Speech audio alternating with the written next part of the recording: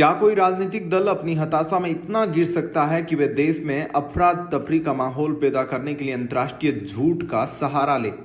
कांग्रेस प्रवक्ता पवन खेड़ा ने एक ऐसा जहाजी झूठ बुना जिसने न केवल देश की छवि को चोट पहुंचाने की कोशिश की बल्कि खुद उनकी अपनी ही पार्टी के अंदर उनके खिलाफ विद्रोह खड़ा कर दिया। आज के इस विशेष वीडियो में हम खोलेंगे पवन खेड़ा के उस विदेशी प्रोपेगेंडा की पोल जिसे सोशल मीडिया यूजर्स और खुद मणिशंकर अय्यर ने तोता कहकर बेनकाब कर दिया। कहानी शुरू होती है एक ट्वीट से।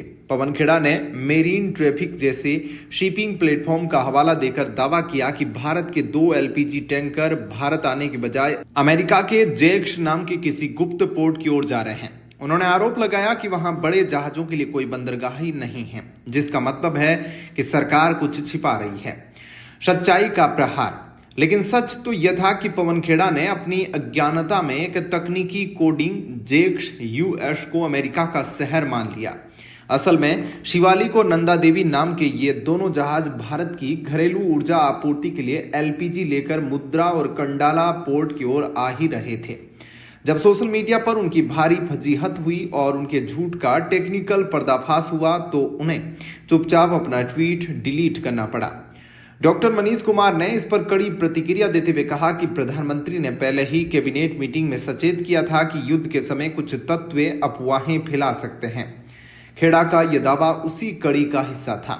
इसका असर कितना घातक हो सकता है यह समझिए। ऐसी अफवाहों से जनता में डर बैठता है। लोग एक्स्ट्रा सिलेंडर जमा करने लगते हैं जिससे मार्केट में आर्टिफिशियल शॉर्टेज यानी कृत्रिम किल्लत पैदा हो जाती है।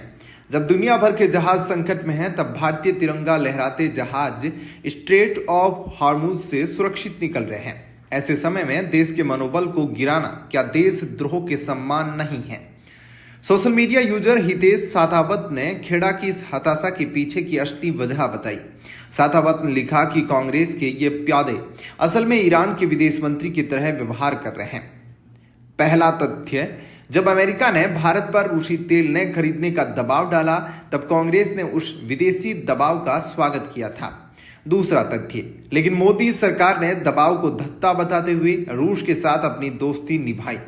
नतीजा हुआ, भारत ने अपनी ऊर्जा सुरक्षा सुनिश्चित की और रियायतों के जरिए 17 अरब डॉलर करीब 1.4 लाख करोड़ रुपए बचाए। अब जब अमेरिका खुद भारत से रूसी तेल खरीदने की गुहार लगा रहा है तो कांग्रेस को अपने विदेशी आकाओं को खुश करने के लिए झूठ फैलाना पड़ रहा है। साथावत ने सीधे शब्दों में कहा, आपकी विश्वसनीयता शून्य है।